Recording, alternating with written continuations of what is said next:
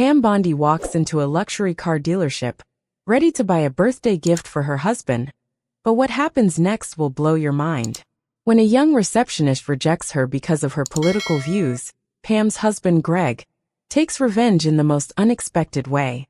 A $500,000 Rolls-Royce, a viral delivery, and a dealership on the edge. This is one drama you won't want to miss. Stick around to the end to see the shocking aftermath. Chapter 1. The snub that changed everything.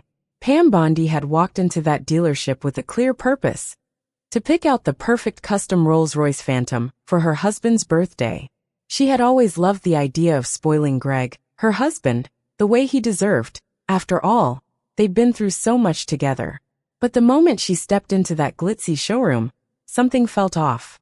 The receptionist, a young woman with too much makeup and a face that screamed newbie, glanced up briefly before her eyes darted back to the computer screen.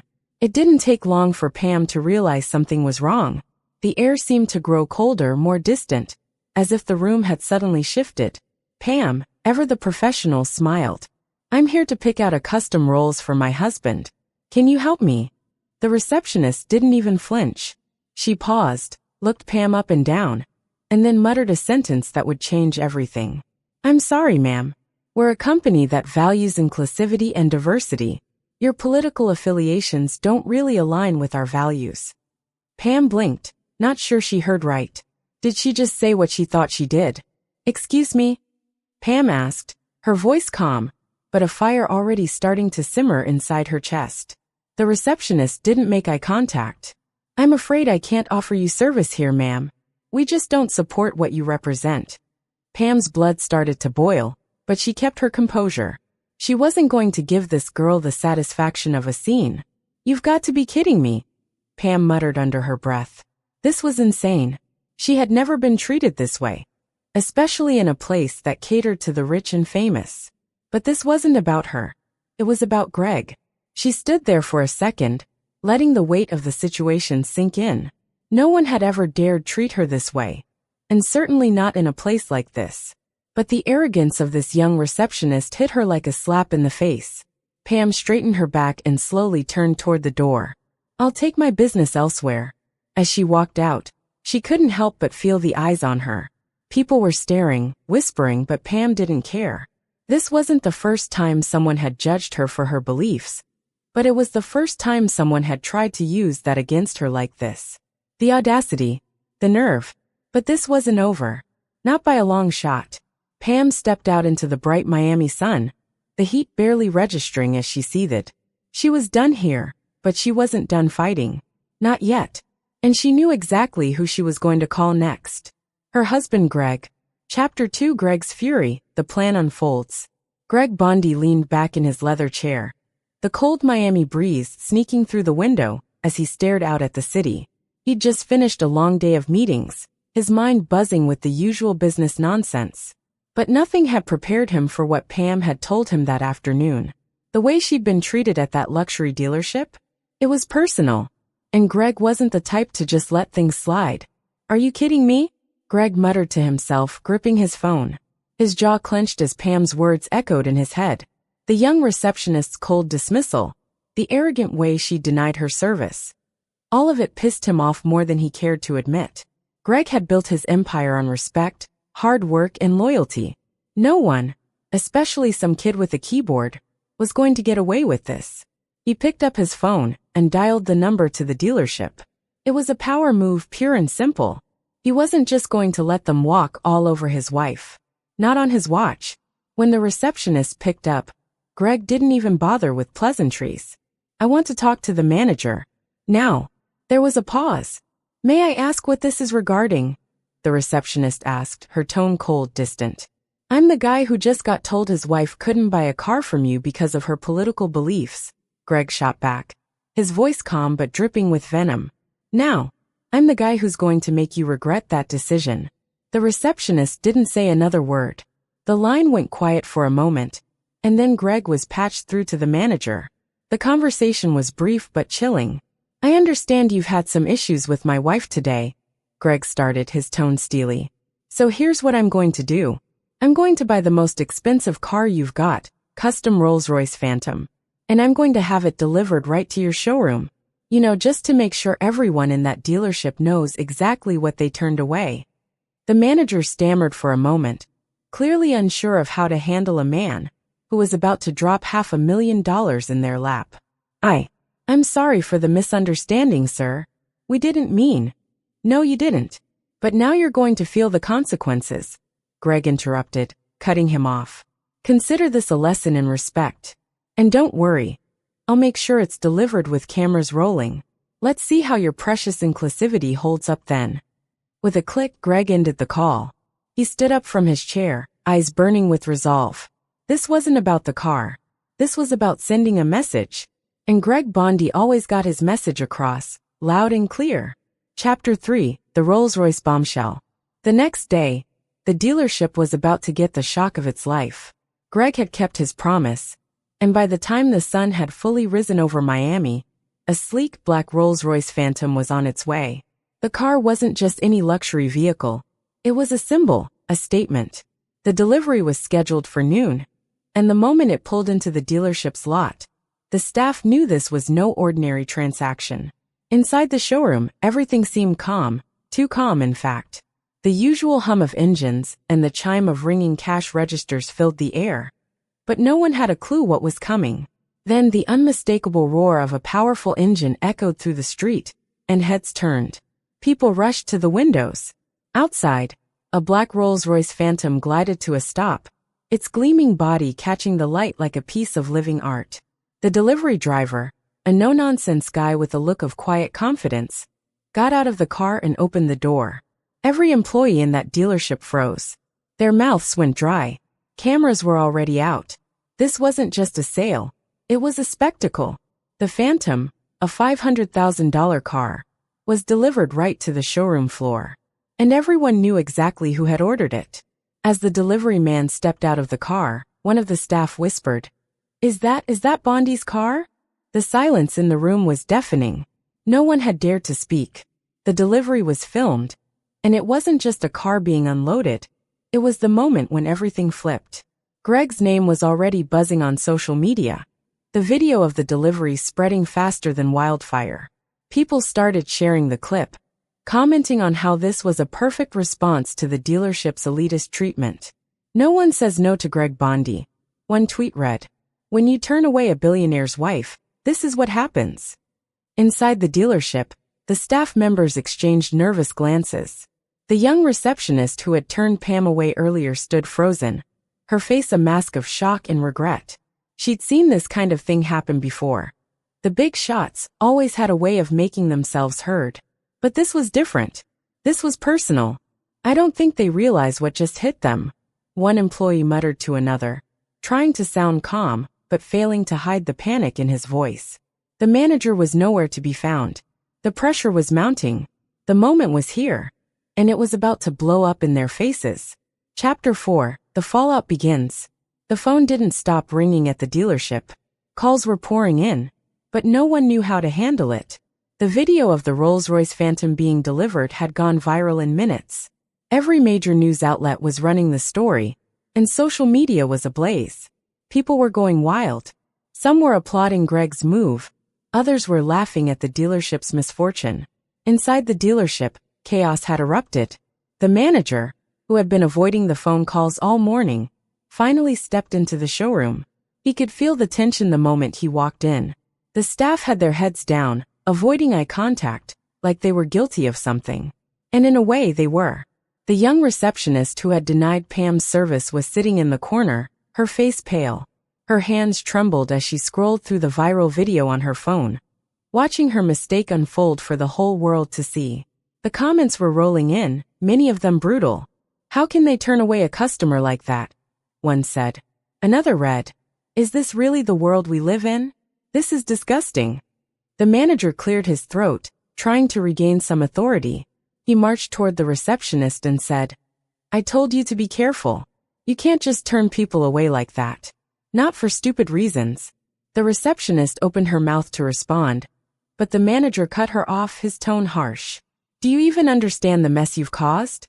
Do you realize how much business we're going to lose over this?" Outside, Greg was watching the storm he had unleashed from the comfort of his office. He didn't care about the dealership's feelings. This wasn't about making them feel bad. It was about making them understand the cost of their actions.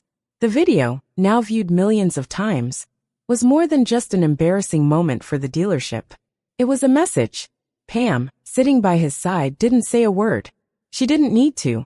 She knew this wasn't just about getting a car. It was about sending a statement.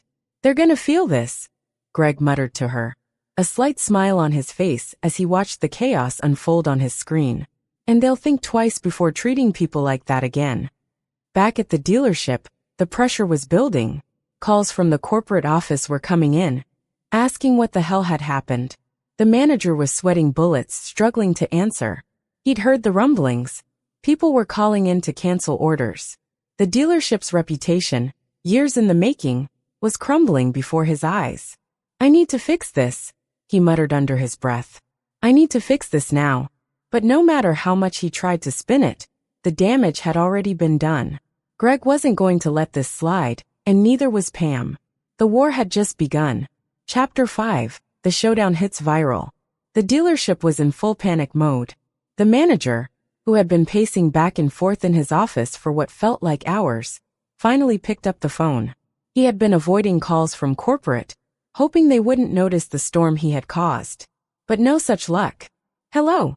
The voice on the other end was cold, all business. Hey, it's me. I've got a situation here." The manager's voice trailed off as he glanced nervously around the showroom. The Phantom sat in the center, a silent reminder of how things had completely spiraled out of control. "I know about the car." The voice on the other end cut him off, and the manager froze. "The video's everywhere. You've seen it, right?" The manager swallowed hard. Yeah, I've seen it. It's all over social media. The place is a mess. I'm doing what I can to fix it." "Well, it's too late for that. You can't just turn away customers like that. We've got customers canceling orders left and right. It's a nightmare." The manager's head was spinning. He couldn't believe how fast this was blowing up. He'd seen PR nightmares before, but this one was like a bomb going off in real time. He'd never dealt with anything like this. Out in the showroom, the staff was still standing around, uncertain of what to do next. The receptionist, the one who'd made the fateful decision to refuse Pam, was visibly shaking. Her face was as white as a ghost. "I didn't think it would blow up like this," she whispered to one of the other employees. "I just thought it would be a normal day at work." "You seriously thought you could just kick out someone like Pam Bondi and not have consequences?" the other employee asked, rolling their eyes.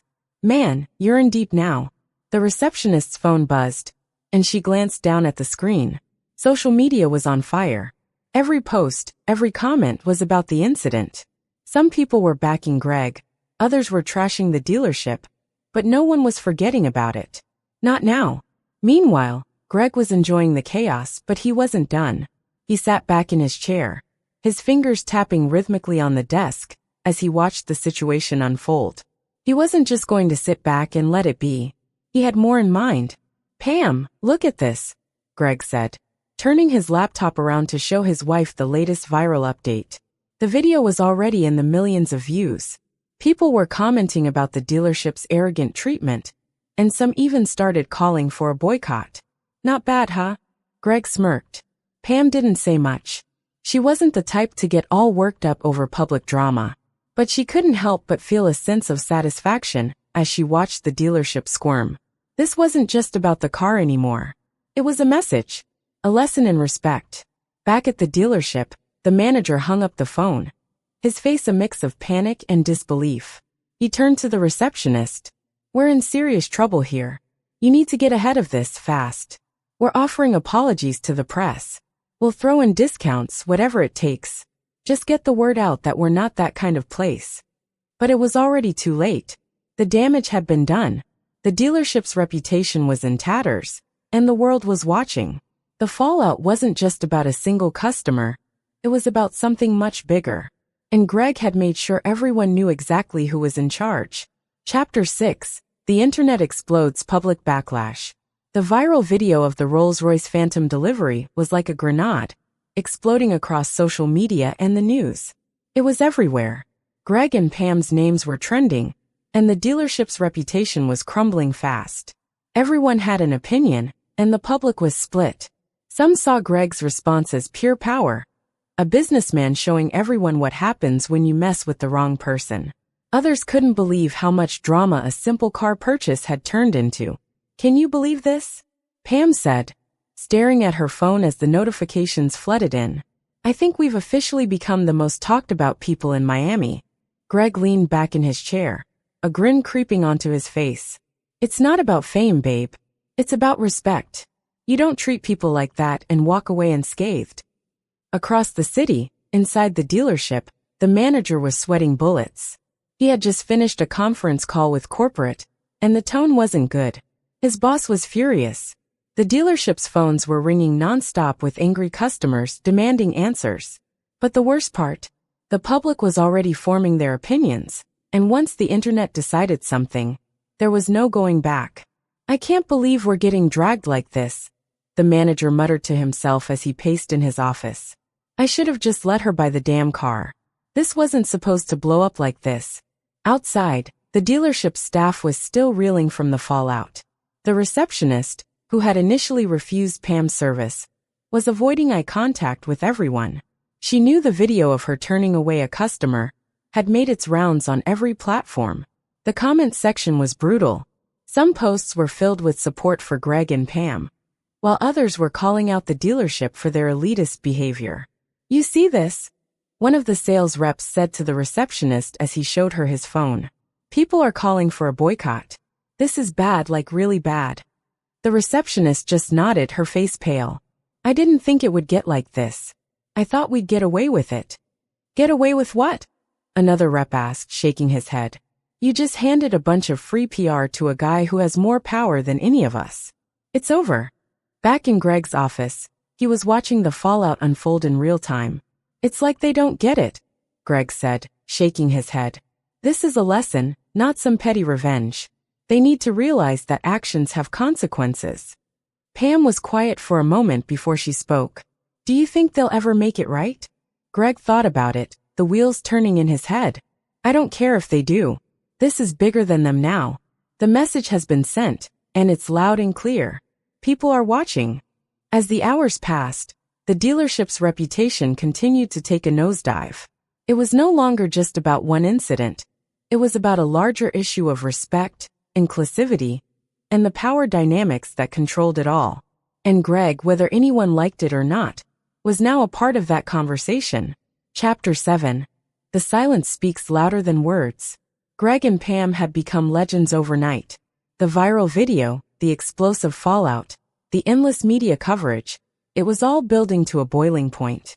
But for the Bondis, silence had become their most powerful weapon. The phones were still buzzing, the messages still pouring in, but Greg wasn't taking the bait. He didn't need to add fuel to the fire. In fact, the less he said, the more powerful the silence became.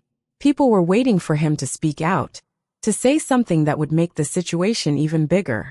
But he didn't. Not a word. "Why aren't we doing anything?" Pam finally asked one afternoon, watching the news coverage unfold yet again on the screen. Greg had barely moved from his office chair, his eyes glued to the laptop. "We're being dragged into every conversation, and you're just letting it happen." Greg slowly looked up from his laptop, a calm smile on his face. "Let them talk. The more they talk, the more it works in our favor. You can't control a narrative by jumping in the middle of it." Pam frowned, still feeling the weight of the situation. She had to admit, there was something powerful about the way Greg was handling everything. While the world screamed for answers, he was standing firm in his refusal to engage. And in the process, he was proving a point. Actions speak louder than words. And sometimes the most impactful statement is the one you don't make. Across town, the dealership was in full damage control mode. Calls were coming in from every direction. Employees were scrambling to issue public apologies. And yet, none of it seemed to be working. The damage was done. The video of the Rolls-Royce delivery had completely shifted the power dynamic. The dealership was struggling to put out fires, but the more they tried to explain themselves, the worse it got. The receptionist, who had originally turned Pam away, was starting to feel the full brunt of her actions. Do you know how much we've lost in just one day? One of her colleagues snapped at her. You just made us look like fools. People are canceling their orders, posting reviews about how we're a political agenda factory. It's a disaster. She didn't say anything back. She couldn't. The weight of her mistake was more than she could handle, and the internet had already decided her fate. But still, she wasn't the one in the spotlight anymore. That was Greg and Pam's domain now. Back in Greg's office, Pam could see the toll it was taking on the dealership, but Greg's silence was louder than any statement he could make. The best revenge, Greg said with a smirk, is watching them implode on their own. Let them twist in the wind. And that's exactly what was happening.